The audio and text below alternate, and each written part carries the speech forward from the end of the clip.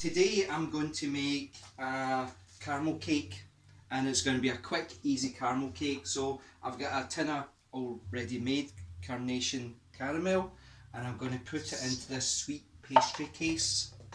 So just put it straight in. There we go. Move it around. All covered.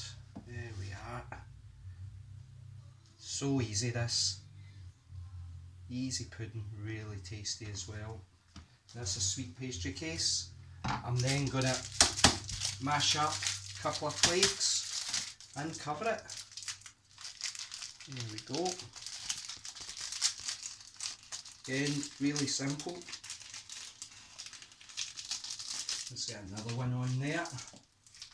Never have enough chocolate on it. There we go. And what we're going to do is put this straight into the fridge. There we are. Lovely.